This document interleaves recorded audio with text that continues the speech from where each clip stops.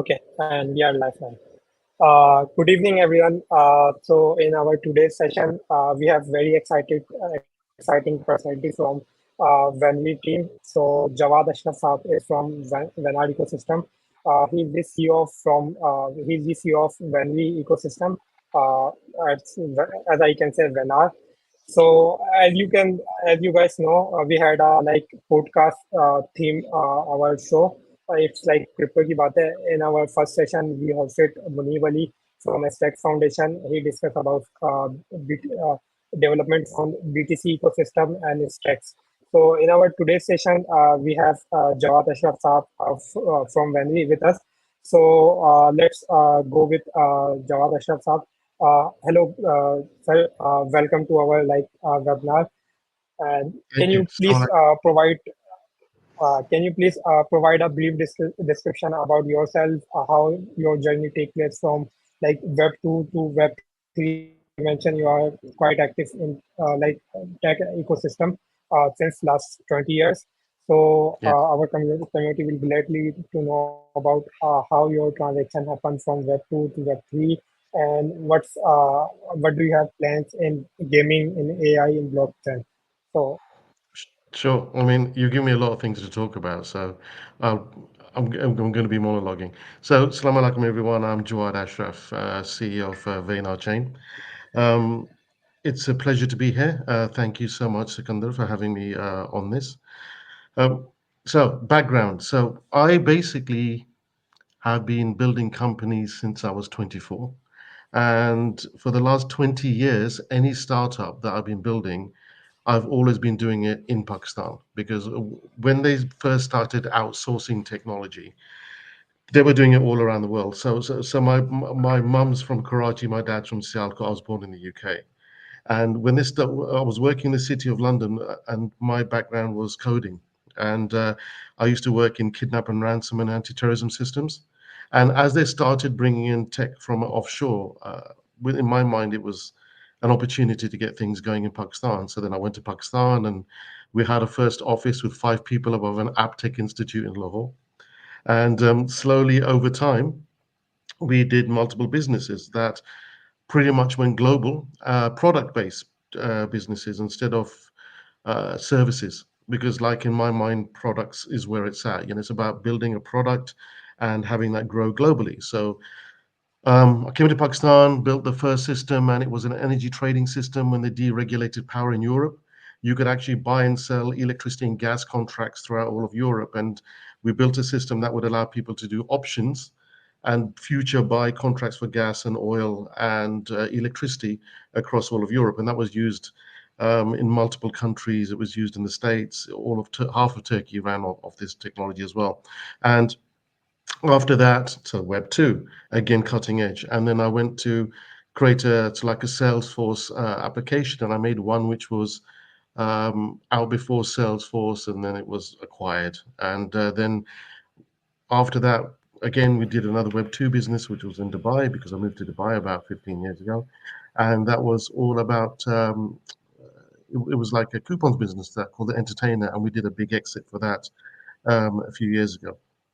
Every time I built a technology, it was built in Pakistan and it went global. And what I was really seeing over the years was this whole cycle of developers and the struggles you have in Pakistan of developers who are trying to learn skills, who are trying to get education, who are trying to make themselves marketable. So it was always a race, Web 2 or Web 3. It was always a race about learning the right skill and making yourself marketable in time to catch a wave.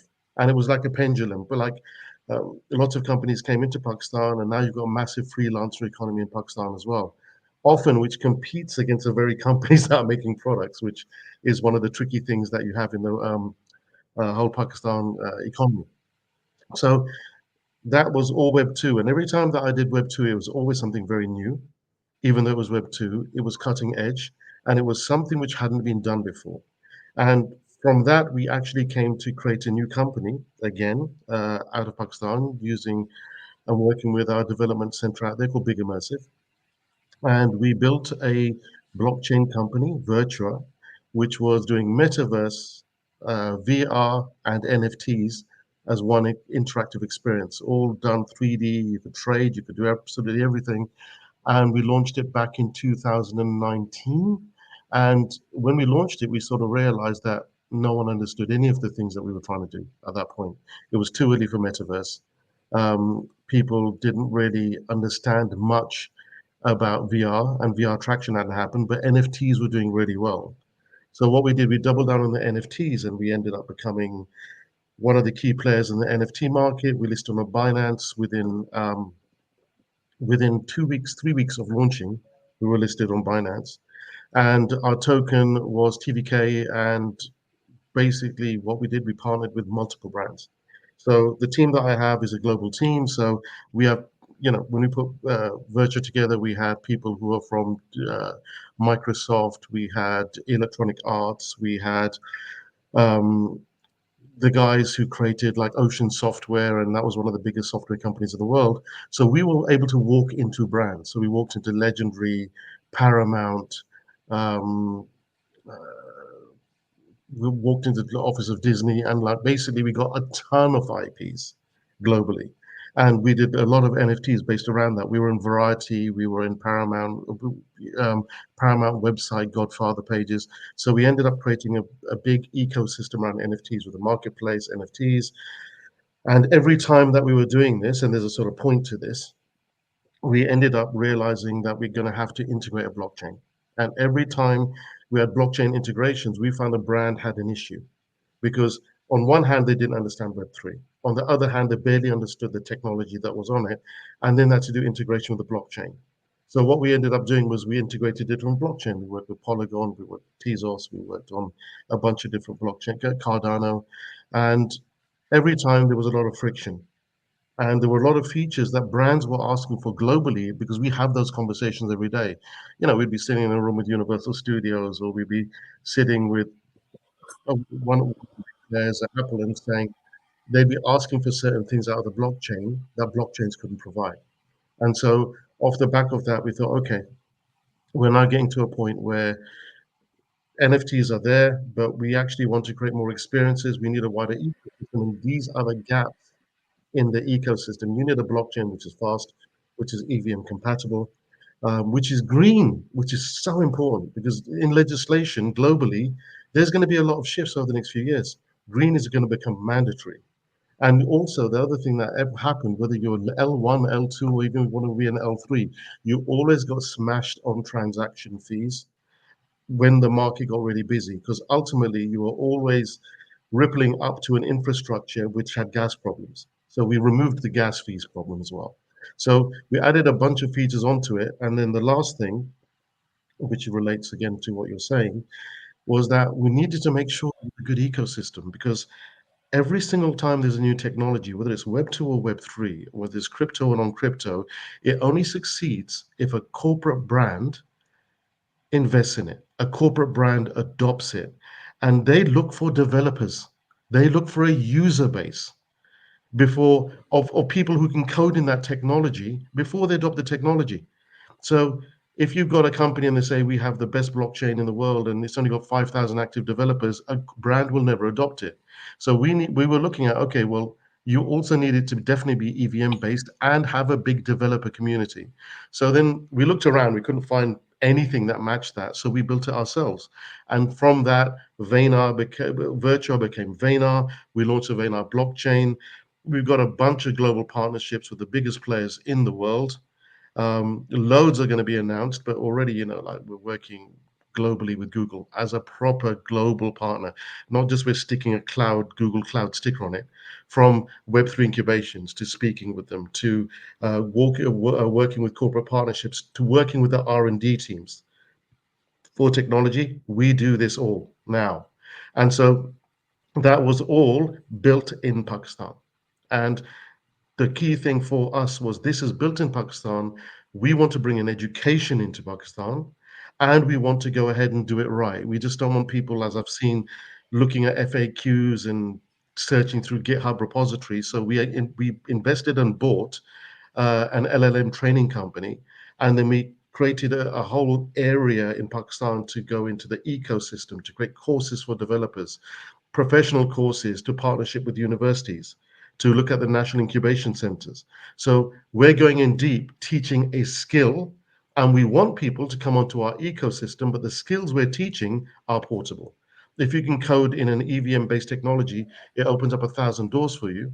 And one of the things that is very close to our heart and our team here is to make sure that people get opportunities, because the one thing you can't really take away from anyone, you can make oil prices go up, you can do this in Pakistan, but what you can't do is take away people's brains and their ability to work really hard.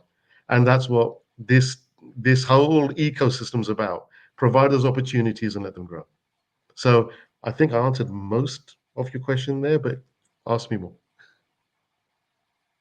Yeah, so you cover quite a lot.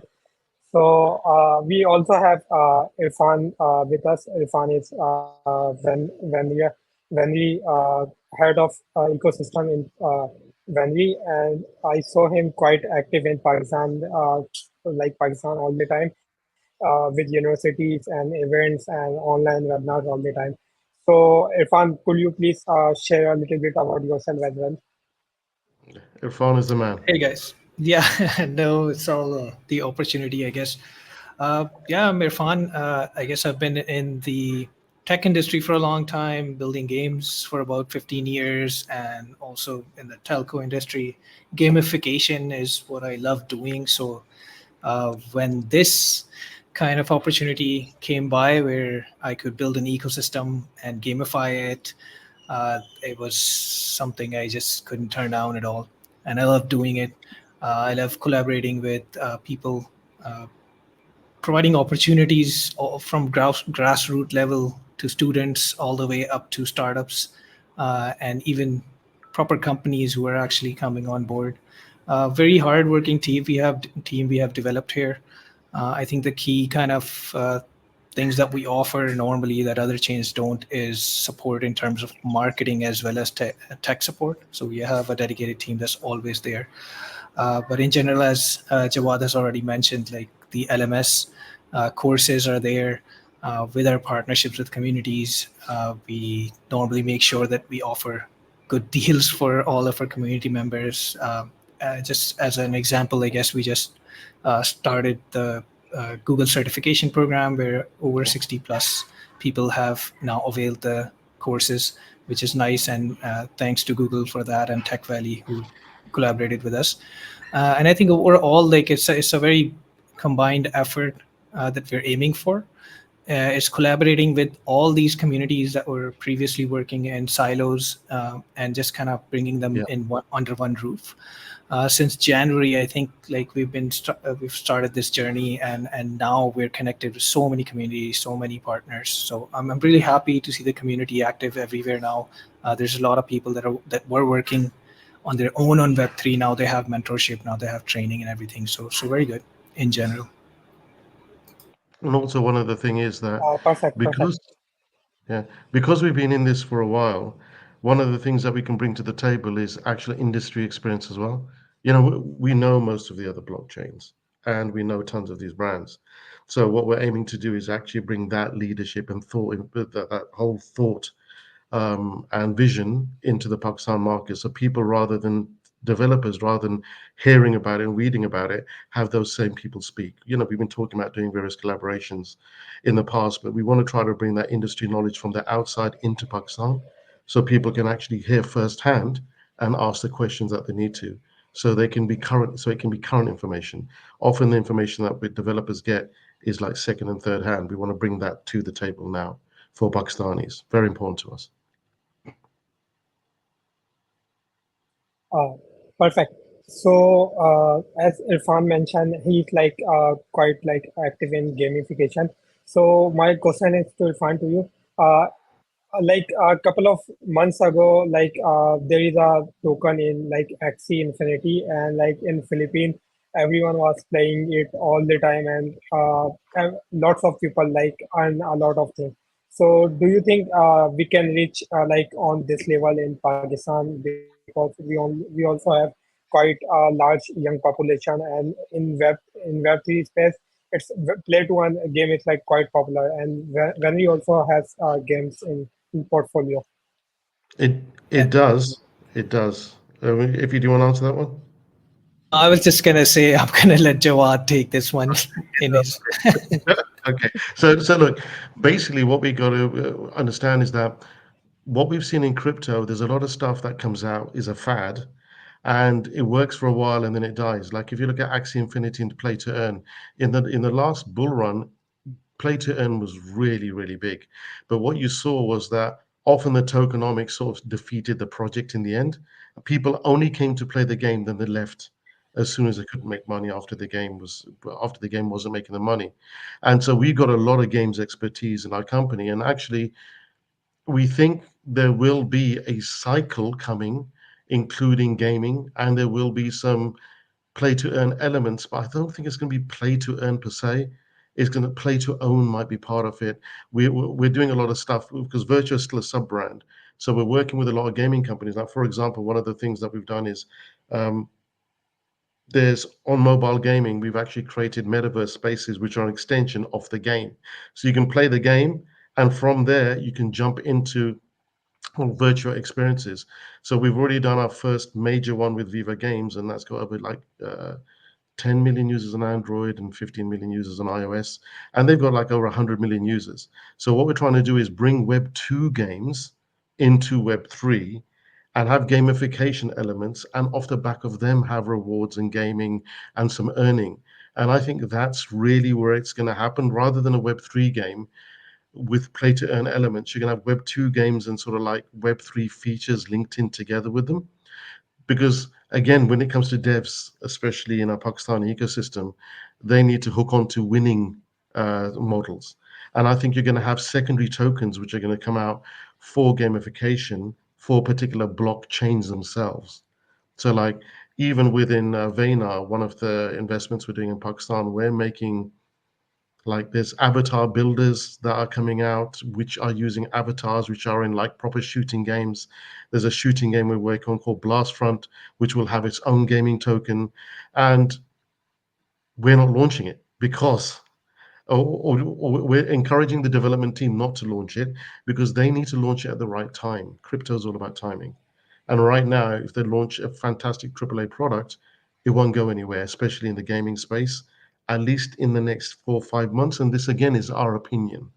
But like what we've seen with every single cycle, if you don't launch at the right time, you don't get traction, some of the best products disappear.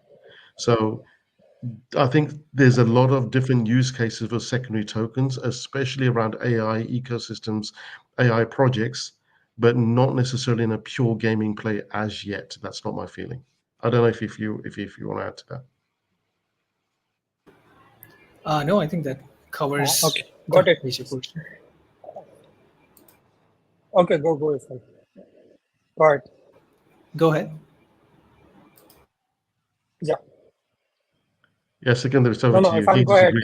complete your sentence. He, Okay, okay. he, So I was going to ask,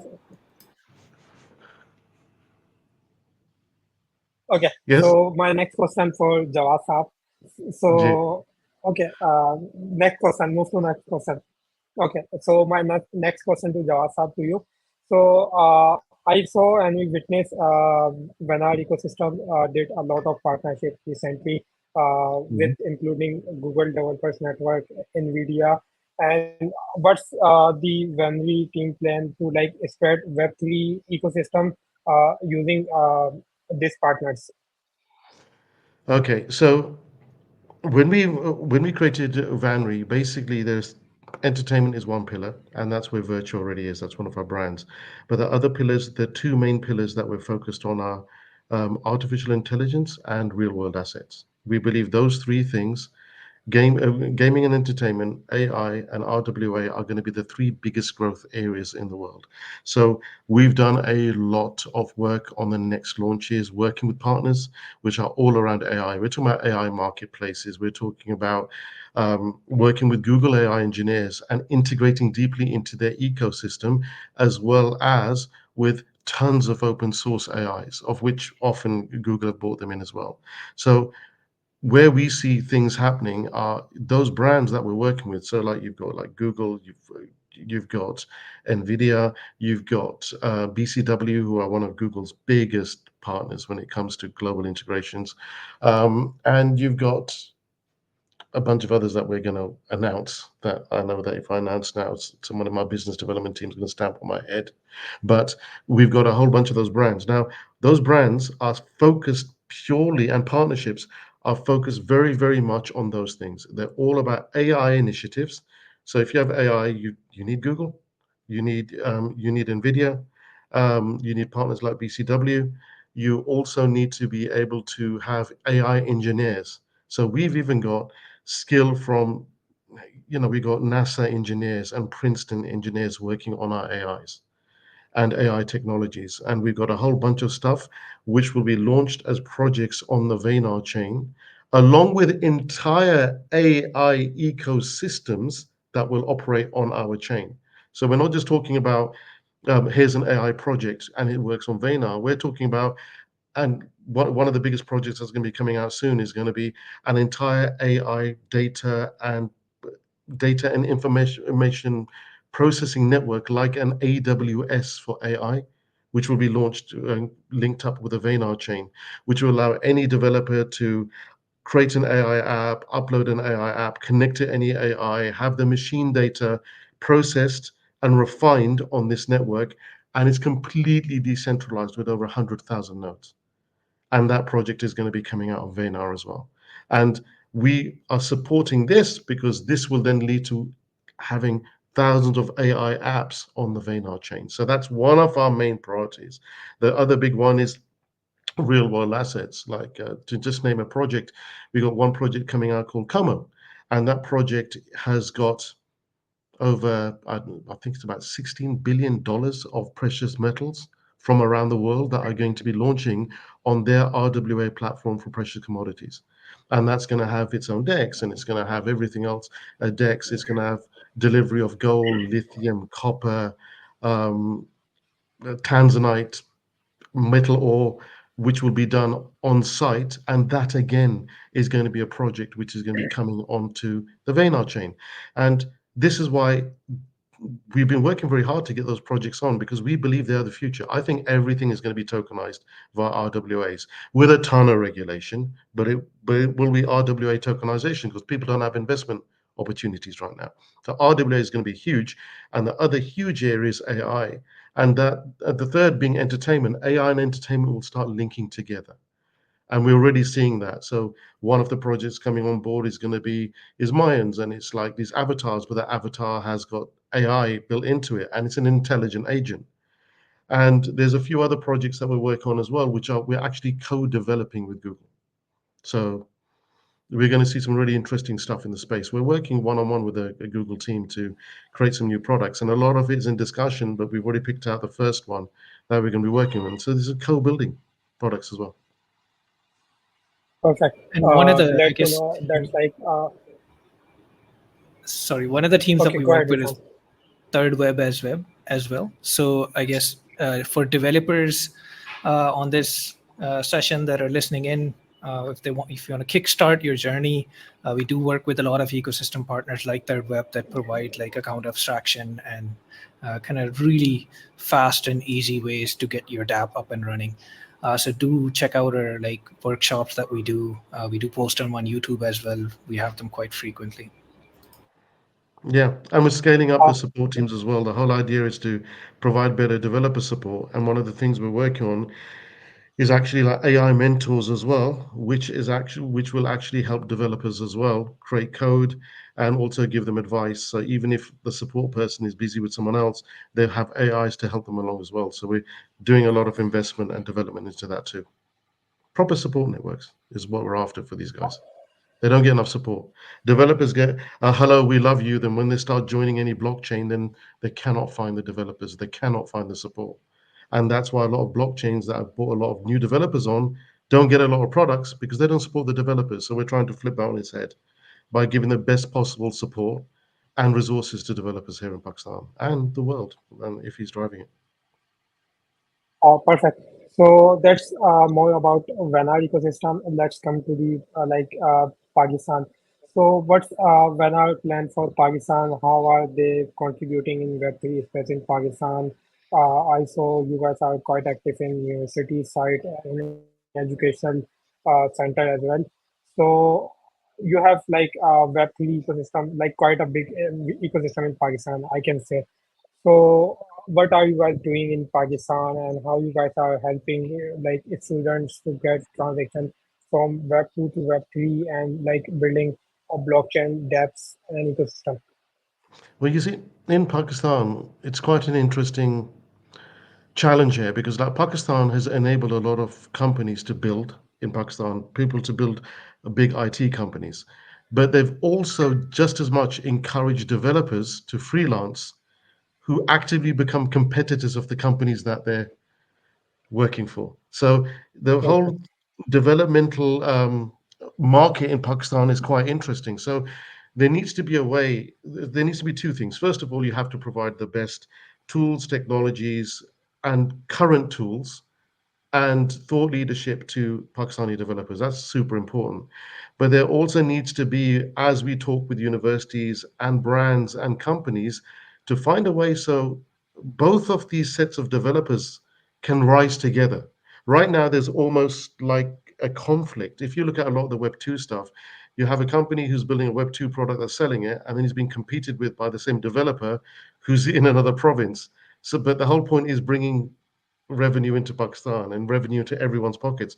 So what we're looking at is more of a partnership method. So let's say that you've got a large company and they're going ahead and they want to build. We can work with them on the very, very big projects. Hopefully, some of them can encourage infrastructure on top of which more Pakistani projects can build. So the companies build a big framework, and then you create something to let the developers build on top of that. But ultimately, then everyone's winning, and the developers are winning, and the entrepreneurs who are funding the Pakistani companies, they're winning. And if we do that, then we're actually not bringing just Web3 in, but we're doing it in a structured way that allows everyone to basically succeed. And that's one of the advantages of being in Pakistan as a development company, being in the market. We can sort of see some of those other challenges, some which aren't that obvious. But basically, it has to be product centric because now what you're going to have is, especially, and this is a big one, a lot of the services that are happening, there are a lot of the developers that are working in Pakistan, they're actually going ahead and they're providing services, which are then badged and provided across to Europe. A lot of those services based work are going to be eaten up by AI within the next 5 years. So, a lot of the products that developers are working on, from the 3D to the video to the 2D to code bases, code libraries, they're all going to be eaten up by AI. You're already starting to see that. So, there has to be a transition of this generation of existing developers and of university students to understand this wave is coming and that they need to be more product focused. And if you can create the right product, it doesn't matter who wrote it or how it was written because you're constantly selling the product. So we are encouraging, yes, learn, yes, do this, yes, learn the code, but we're also encouraging people to be entrepreneurial because if you can create a great product, you can make that product once and sell it many times. And if you build something on Web3, you're opening a brand new door. You're building it with AI and Web3, you're in a whole new world. And there's an opportunity, it's like a green field now for companies to make products. And that's what we want to encourage people. Just build a DApp, but be entrepreneurial. This is how you can get the DApp to market. Here are case studies. This is what you should be doing. Because if we can create an ecosystem of people who make product, then the developers are going to survive. Developers will not survive if they sit in a box doing service-based industries because AI will eat them alive. So that's what we're trying to encourage. We're seeing it coming and we're trying to provide everything we can in terms of technology and also business thinking to help level up these guys in the existing companies and for the younger generation who pretty much already figured this out already, but they just need the right support. Yeah, and that's completely true because if you look at like a typical Pakistani parent dream is that, your kid graduates from high school and then he goes to university and then he finds a good job and that's it. That's the end of the dream. Find a good job. It doesn't go anywhere that he should build something or he should actually own something or become perhaps an entrepreneur or a founder of some creation. And that's what we usually promote in our seminars, that yes, you have to bring in the income, get a job so you can make money, but also have like pet projects that you can work on that can evolve into something huge, right? And to kind of encourage this, we also launched the builders program this summer where we had 37 graduates, and in just 3 months they were able to build their dapps. They were able to actually learn how to make their pitch decks and how to actually showcase those. A couple of the guys that were only in their second year of universities found jobs already. Like, I mean, they're in their second year of universities, they found full-time jobs just by learning the ability to develop something and then showcase it as well and like promote it. So I think we have good hopes that over time people will actually learn this from each other, see this happening, and then on board onto this like entrepreneurial bandwagon. Exactly. And like, if you look at the UK, for example, Sikander, it used to do manufacturing, it used to do all sorts of industry. When industrialization came on and cheaper product base, it all shift offshore. This is what AI is going to do to standard services based development. So we have to encourage that entrepreneurism now. And that's actually one of the things we're trying to do without scaring the daylights of everyone. It's still, we're very, very much encouraging it because this is the way. dApps built on a blockchain, which are doing things which are innovative, can be built by very small teams. They can be pet projects, and they can grow to become multinational projects or be acquired by brands. And that's really the direction we're trying to push people in, because we want this ecosystem to thrive. And if an ecosystem with its eyes wide open is going to be the best in the world, every time there's a technological shift, a different country leads and rises. No one knew who Finland was before the mobile phones came out, because and every single time you have hardware and software changing, a different country rises, and we want to provide everything we can to our partners and our ecosystem participants to really make them level up so they can be part of a big new wide future instead of being left behind. Great, glad to know.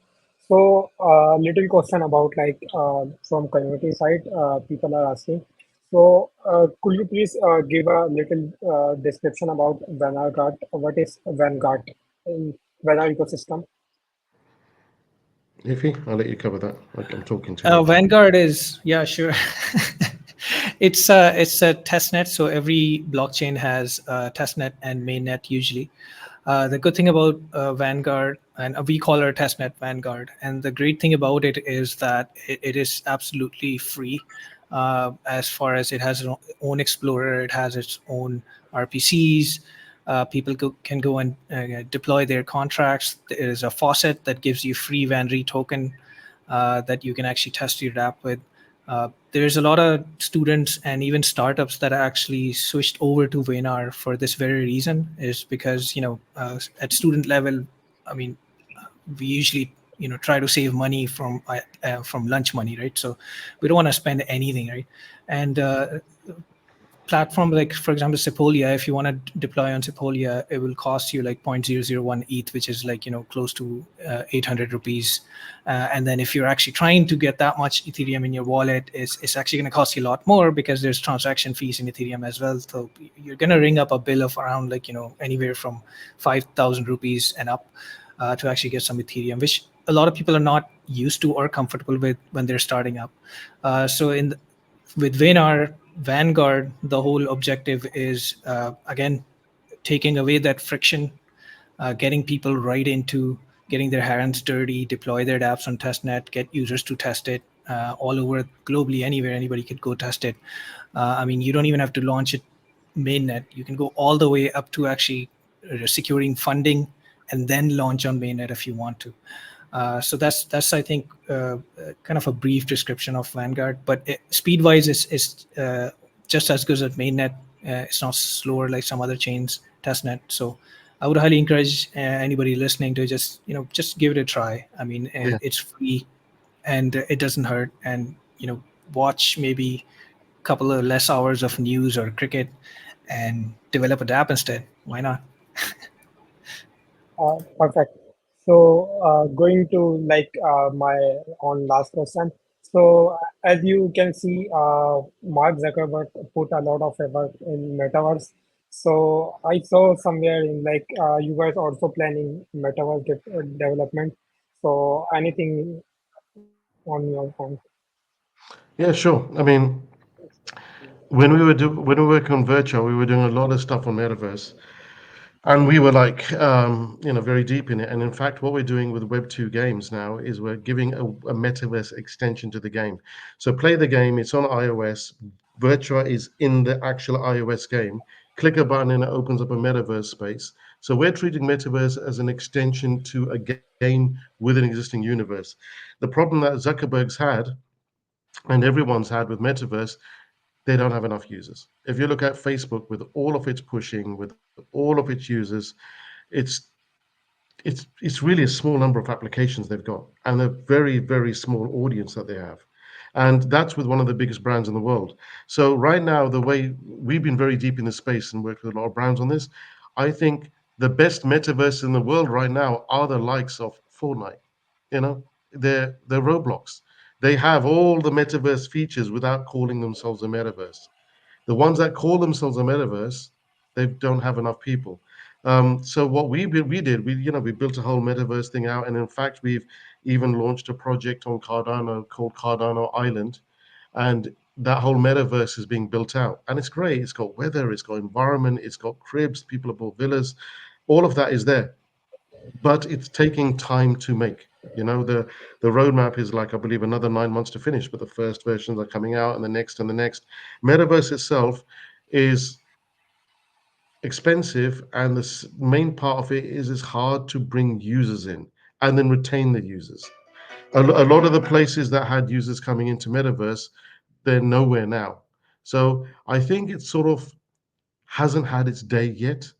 There was like maybe an opportunity with the Apple Vision, but even with the Apple Vision, is too expensive. There's not enough of an uptake in Facebook yet, and we know them, right? What they're building. So I think when the hardware is right, then you're going to see proper metaverse experiences. But right now, the only metaverses worth their salt are the likes of gaming metaverses, which I've already mentioned. Okay, perfect. So, Jawad Saab, what's the advice you have for developers building? They are building in Web3 space and transitioning from Web2 to I would I would say to developers, just don't just try to make another Web2 app. Just don't try to build a better mousetrap. Look at the future trends. Look at where there's going to be gaps. Every time a new technology comes, it creates an opportunity for you to create a brand new product. Right now, Web2 is like a bunny rabbit on the road about to be run over by a truck. And so what you need to do is be on that truck. Don't be frightened to build new products. Don't be frightened to fail making a product. Fail fast, build products really quickly. Small dApps can have massive acquisition. So I would just say take risks, get together with other like-minded developers, and tap into our resources and just go ahead and build. Developers, they should go ahead and do it, take some risks. Yes, do some outsourcing. Yes, do some paid work, which is service work, but that work will dry up. So invest in yourself, build, and have fun when you're doing it, and we'll support you all the way. That would okay, be my message. perfect. So, okay, perfect. So, any ending notes from your side or from your side before we conclude this session?